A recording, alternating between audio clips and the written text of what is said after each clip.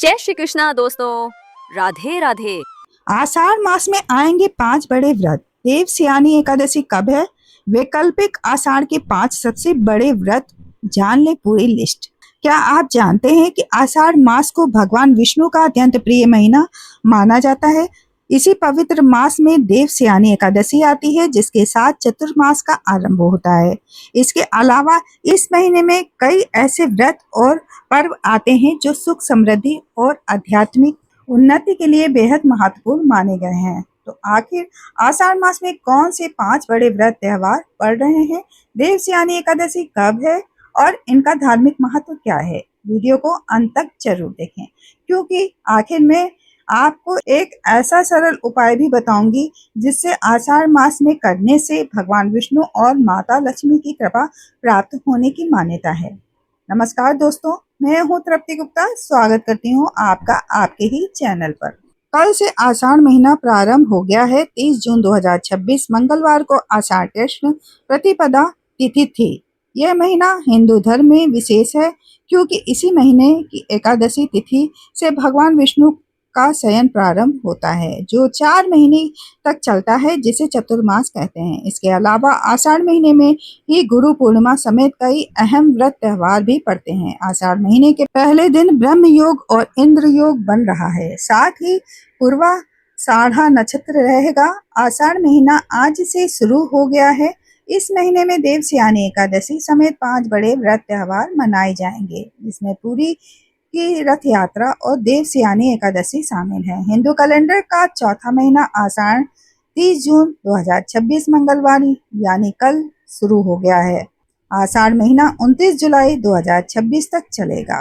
इस दौरान देवस्यानी एकादशी, योगिनी एकादशी जैसे अहम व्रत रखे जाएंगे। साथ ही आषाढ़ गुप्त नवरात्रि भी पड़ेगी, जिसमें 10 महाविद्याओं की आराधना की जाएगी। इसके अलावा पुरी की विश्व प्रसिद्ध जगन्नाथ रथ यात्रा भी जुलाई महीने में ही निकलेगी। इस रथ यात्रा के महत्व का अंदाजा इसी बात से लगाया जा सकता है कि शास्त्रों के अनुसार इसके दर्शन करने मात्र से सारे तीर्थ करने का पुण्य मिल जाता है। आइए जानते हैं आषाढ़ के 5 बड़े व्रत त्योहार और उनकी तारीखें। पहला, योगिनी एकादशी 10 जुलाई 2026। आषाढ़ मास की कृष्ण पक्ष की एकादशी तिथि को योगिनी एकादशी कहा जाता है। मान्यता है कि ये व्रत रखने से सारे पाप नष्ट हो जाते हैं और मोक्ष की प्राप्ति होती है। दूसरा, आषाढ़ गुप्त नवरात्रि प्रारंभ 15 जुलाई 2026। आषाढ़ शुक्ल प्रतिपदा तिथि से गुप्त नवरात्रि प्रारंभ होती है, जिसे आषाढ़ गुप्त नवरात्रि कहते हैं। इन 9 दिनों में 10 महाविद्याओं की पूजा आराधना की जाती है। जब तप साधना के लिए गुप्त नवरात्रि पर्व विशेष माना गया है। तीसरा, भड़ली नवमी 22 जुलाई 2026। आषाढ़ शुक्ल नवमी तिथि को भड़ली नवमी, भड़लिया नवमी या भड़रिया नवमी कहा जाता है।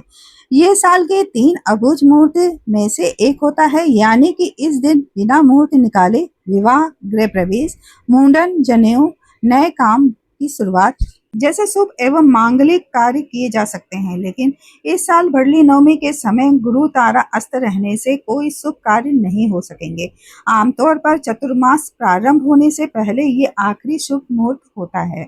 चौथा, देवस्यानी एकादशी 25 जुलाई 2026। आषाढ़ महीने के शुक्ल पक्ष की एकादशी तिथि को देवस्यानी एकादशी कहते हैं, क्योंकि इसी दिन से भगवान विष्णु 4 महीने के लिए योग निद्रा में चले जाते हैं और चतुर्मास प्रारंभ हो जाता है।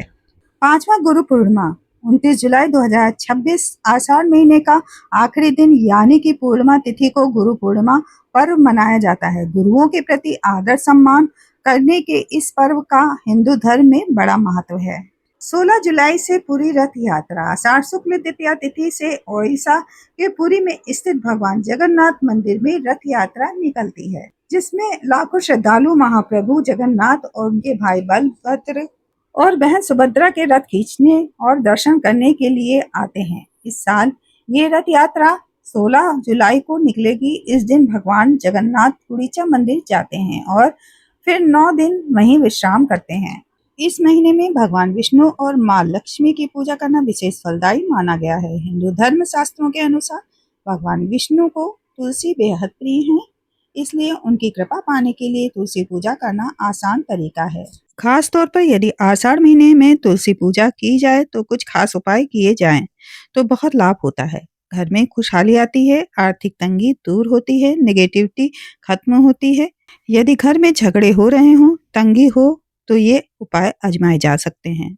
आइए जानते हैं तुलसी के प्रभावी उपायों के बारे में। धार्मिक मान्यता है कि जिस घर में तुलसी जी की पूजा होती है वहां माँ लक्ष्मी का वास होता है। लक्ष्मी जी को धन प्राप्ति की देवी माना जाता है। जानिए आषाढ़ महीने में तुलसी से जुड़े कौन से काम करने चाहिए। पहला, तुलसी को जल। आषाढ़ मास में रोज सुबह स्नान करने के बाद तुलसी के पौधे में जल चढ़ाएं। इस दौरान विष्णु जी के मंत्रों का जाप करें। फिर तुलसी जी को 7 या 11 या 21 परिक्रमा करें। ध्यान रहे कि रविवार और एकादशी के दिन तुलसी में जल ना चढ़ाएं। इस दिन तुलसी जी भगवान विष्णु के लिए व्रत रखती हैं, ना ही तुलसी को छुएं। दूसरा, तुलसी के पास दीपक। आषाढ़ महीने में रोज शाम तुलसी के पौधे के पास घी का दीपक जलाएं। ये उपाय मां लक्ष्मी को प्रसन्न करने और धन समृद्धि पाने के लिए बहुत प्रभावी माना गया है। ये उपाय करने से घर में पैसा और सकारात्मकता बढ़ती है। दीपक जलाते समय भगवान से प्रार्थना करें कि घर में सुख समृद्धि और शांति बनाए रखें। अगर आपको ये जानकारी उपयोगी लगी हो तो वीडियो को लाइक करें, अपने परिवार और दोस्तों के साथ शेयर करें और ऐसे ही धर्म और ज्योतिष, व्रत, त्योहार और सनातन ज्ञान से जुड़ी वीडियो देखने के लिए हमारे चैनल को सब्सक्राइब करना ना भूलें। जय श्री कृष्णा माँ दोस्तों, का राधे आशीर्वाद। राधे।